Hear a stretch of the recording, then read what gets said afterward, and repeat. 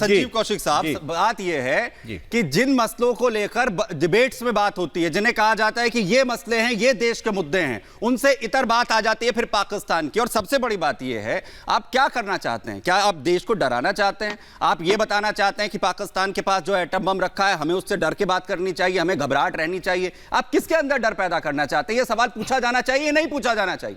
सुमित भाई, वसीम बरेलवी साहब की एक शेर है, पेश कर रहा हूं कि कौन सी बात कब कहां और कैसे कही जाती है, अगर कहने का सलीका हो तो हर बात सुनी जाती है। मणिशंकर को नहीं आता क्या? नहीं, मैं सिर्फ ये कह रहा हूं कि बस बात कहां और कैसे और सलीका पर निर्भर करता है। कोई बात इसमें गलत नहीं है। आप कह रहे हैं कि पाकिस्तान परस्त बता रहे हैं कांग्रेस पार्टी को पाकिस्तान परस्त बता रहे हैं, जिसने पाकिस्तान को 2 टुकड़ों में बांट दिया। बिरयानी खाने जाएं आप, जिन्ना के मजार पे चादर चढ़ाने जाएं आप, दिल्ली के राष्ट्रीय कार्यक्रम में प्रधानमंत्री के बगल में बैठाएं आप, यहाँ पे ISI को बुला के पठानकोट में जांच करवाएं आप। तमाम तरह के जब रिकॉर्ड देखे जाते हैं तो सबसे ज्यादा तो दंज की आपकी दिखती है। और आप पाकिस्तान परस्त होने का आरोप लगाते हैं कांग्रेस पार्टी पर। कम से कम आईने को पलट के एक बार देख ले, सच्चाई आपके सामने आ जाएगी। दूसरी बात, आखिर 2024 का चुनाव क्या मणिशंकर के स्टेटमेंट पे लड़ा जाएगा या फिर सैम पित्रोदा के स्टेटमेंट पे लड़ा जाएगा? ये कौन है? नहीं, अगर ये उसके ये डर कर रहना चाहिए, मैं क्यों डर कर रहना चाहिए? सुन तो लीजिए साहब, सुन तो लीजिए। ये कौन है? ये मैनिफेस्टो बनाने वाले लोग हैं क्या? ये तो सबका सवाल इनकी भूमिका क्या है? कांग्रेस पार्टी ने कौन सी भूमिका दे रखी है, पहले ये बताइए। कहीं से भी लल्लू पंजू किसी का स्टेटमेंट उठा लेना है दिन में, और जिसके प्रधानमंत्री, मजे की बात है कि देश के प्रधानमंत्री इतने ठलुए बैठे हैं कि उनको इस पर स्टेटमेंट देने की नौबत आ जाती है। गजब की बात, गजब की बात। ठीक है, शाहज़ आलमी जी वो कह रहे हैं कि उनका कोई रिलेवेंसी नहीं है जी, निकाल दिया उनको पार्टी। बताइए तो, देश के प्रधानमंत्री सलाहकार हैं जो बाकायदा राहुल जी के खास अंकल हैं, जो पूरी मार्गदर्शन करते हैं, जिनकी छाप और जिनकी सोच पूरी तरह से उससे कांग्रेस प्रभावित रही है। राजीव गांधी से बख्शे अब तक वो सैम पित्रोदा, जिनको बाकायदा इस्तीफा भी देना पड़ा। अगर कुछ नहीं होते तो इस्तीफा भी नहीं देना पड़ता ना भाई साहब। तो ये क्यों कंफ्यूजन आप फैला रहे हैं? आप 10 साल के बाद में जा रही चुनाव में सैम पित्रोदा का स्टेटमेंट लेके जाएंगी आप? बताइए तो सही। लगातार 24 घंटे आपके पास फेरिस्त इतनी लंबी होनी चाहिए कि लगातार आप थक जाइए और गिनाते गिनाते आपके पास इतनी लंबी फेरिस्त होनी चाहिए उपलब्धियों की। आप देश के प्रधानमंत्री कभी चले जाते हैं मंगलसूत्र पे, कभी घोड़ा पे चले जाते हैं। सुन लेते हैं, फिर मैं आपको मौका दे रहा हूँ। ठीक, बोलिए एक एक करके। हाँ। जी देखिए, अब आप जितना भी लीपा पोती करें, कह दे लल्लू, मुद्दे पे आइए। पंजू, मुद्दा तो यही है ना। मुद्दा महंगाई है, मुद्दा बेरोजगारी है, मुद्दा भ्रष्टाचार है, मुद्दा कौशिक साहब इस पर बात कौन कर रहा है? इस पर बात कौन कर रहा है? बात पूछ रहा है। मैंने अपनी निबाक में ये बात कही के लिए डिबेट में चर्चा के विषय के लिए ठीक है, लेकिन बात होगी फिर राम मंदिर के शुद्धिकरण की, फिर बात होगी पाकिस्तान से डरकर रहने की। सर ये कहने के लिए अच्छा डिबेट के अंदर की महंगाई बेरोजगारी पर बात हो। शाहज़ जी का कंप्लीट कीजिए, फिर मैं वापस आता हूँ। जी नहीं भाई साहब, ना इससे आपका फायदा हो रहा है, जी नहीं शाहज़ जी कंप्लीट कीजिए प्लीज, ना दर्शकों का ना मेरा। तो ऐसी बात आप क्यों करेंगे? सब लोग इससे सबको दिक्कत है, आपको भी। तो कम से कम अपनी खातिर थोड़ा सलीका ले आइए इस डिबेट में। अच्छा, अब सबसे जरूरी बात जो मैं कह रही हूँ कि ये बात फारूक अब्दुल्ला ने कही। फारूक अब्दुल्ला तो है ना, वो तो लल्लू पंजू नहीं है, वो तो आप इंडिया अलायंस का हिस्सा है, बहुत ही करीबी हैं। वो जब कह रहे हैं कि पाकिस्तान के पास ये एटम बॉम्ब है, डर के रहना चाहिए, तो बार बार ऐसे बयान आ रहे हैं। और अब देखिए साफ तौर से मणिशंकर अय्यर कहते हैं उनका पाकिस्तान प्रेम हम सब जानते हैं, तो आप क्यों उनको लल्लू पंजू कहेंगे?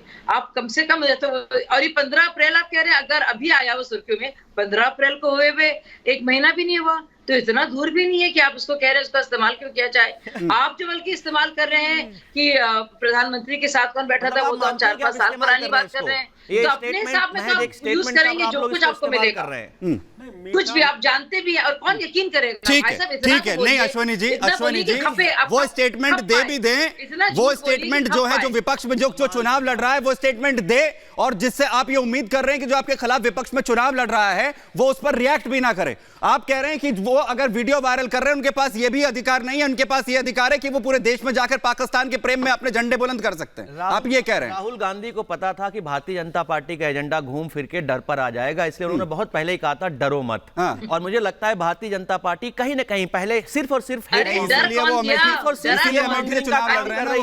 फियर मॉन्गरिंग, इसीलिए स्मृति ईरानी के खिलाफ वो चुनाव लड़ रहे हैं इस बार। अरे अमेठी पे चुनाव नहीं लड़ रहे हैं, इसीलिए लड़ रहे हैं वो, क्योंकि उनकी पैतृक सीट है। एक आदमी कितनी सीटों में चुनाव लड़ेगा? और आप अमेठी भी हारने वाले हैं, आप उठा के रख लीजिए। इसीलिए वो डर, वो जहां जो अमेठी के लोग वहां उनसे कह रहे थे कि आ जाइए, हमारा वो डर खत्म करने के लिए, इसलिए फिर बराबर वाली सीट पर चले गए। इतनी बड़ी इंसल्ट नहीं होती जब आप वहां पर साधारण कार्यकर्ता हराएगा कांग्रेस का, तो आपको असली इंसल्ट फील होगी। और स्मृति ईरानी अमेठी से हार रही है, आज आप लिख कर दीजिए, हम उस बहस पे नहीं जाते हैं।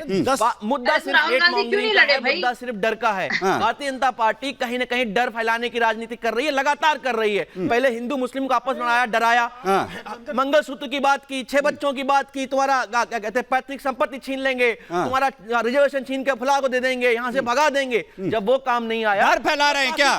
डर कौन फैला रहा है प्रदीप जी? ये डर कौन फैला रहा है? जब SC/ST के आरक्षण खत्म करने की, ओबीसी आरक्षण खत्म करने के फेक वीडियोस वायरल करने की बात होती है, तो डर कौन फैला रहा है? अश्विनी जी वापस पूरा मौका दूंगा आपको। प्रदीप जी बोलिए, कौन डर फैला रहा है जब पाकिस्तान के डर की बात होती है? तो इंडिया अलायंस में एक प्रॉब्लम यह है कि जब मीठा होता है तो गप-गप जाता है, और जब कड़वा हो जाता है तो थू-थू कर लेता है। फारूक अब्दुल्ला जी ने शुरुआत की, मणिशंकर अय्यर जी, सैम प्रीतोदा जी, ये लोग बड़े शख्सियत हैं। अगर कहा जाए, अगर कोई फंक्शन हो आएंगे तो सबसे आगे वाली कुर्सी में बैठेंगे। लेकिन आज दाव उल्टा पड़ गया, इसलिए जी हमारा कोई लेना नहीं। अरे कांग्रेस के जो भी आपको बड़े शख्सियत लगते हैं, आप तुरंत भाजपा में ले जाते हो, तो मैं उम्मीद कर सकता हूं कि इन तीनों। अरे भाई साहब, आप मतलब नहीं, कंप्लीट कीजिए, बोलिए प्रदीप। हाँ। शुरुआत इंडिया अलायंस करता है। हाँ। आज तक एक सिंगल पॉइंट एजेंडा नहीं आ पाया जो कि पब्लिकली ये बता सके कि सबका एक एजेंडा है।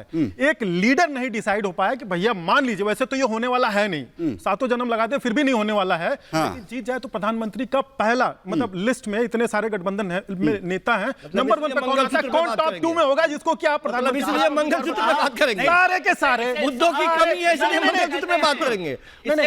नहीं, मुद्दों की कमी, प्रजातंत्र कहते हैं। बहुत बढ़िया, बहुत बढ़िया सर, परिवारवाद चलता रहे। मुद्दों की कमी है तो सर्जिकल स्ट्राइक पर सवाल होगा, SC/ST OBC का आरक्षण खत्म हो जाएगा, तब मुद्दों की कमी है। तब मुद्दों की कमी तो विपक्ष के पास भी नजर आती है। एज अ विपक्ष इनको सही प्लेटफॉर्म है पार्लियामेंट। पीछे 10 वर्षों में इनसे पूछ लीजिए कितनी बार इन्होंने सदन में बैठ करके इस मुद्दे को उठाया है, या कितनी बार सर संजीव जी को लेकर आइए, संजीव जी को लेकर, संजीव जवाब दीजिए। जब मसला, अगर वो ये कह रहे हैं कि अगर मसलों की बात हो रही है जिसका जिक्र आप भी कर रहे हैं, ये मुद्दे अगर हैं, तो इन मुद्दों को लेकर आखिर कितनी बात हो रही है? मुद्दे तो मैंने आपको बताया ना, मुद्दा है पाकिस्तान, क्यों उसे इज्जत दीजिए। मुद्दा है कि हम राम मंदिर का शुद्धिकरण करवाएंगे। सुमित भाई, 10 साल तक जो सत्ता में रही है पार्टी, उसके पास मुद्दों की इतनी कंगाली है कि वो मंगलसूत्र पे बात। सर ले आइए ना, देश के प्रधानमंत्री। अरे संजीव जी ले आइए ना, सत्ता ले आइए, मजबूर कर दीजिए, मजबूर कर दीजिए, विरासत टैक्स लाकर और SC OBC बताइए, आपने मजबूर कर दिया। पूछ तो रहे हर मुद्दे पर आपसे बात कर। आपने कहा था कि हवाई जहाज पर हवाई चप्पल वाला बैठेगा, बताइए। मेरा सवाल ये, दुष्यंत जी, यही विपक्ष है जिसने मजबूर कर दिया सदन के अंदर खड़े होकर प्रधानमंत्री को बोलने के लिए।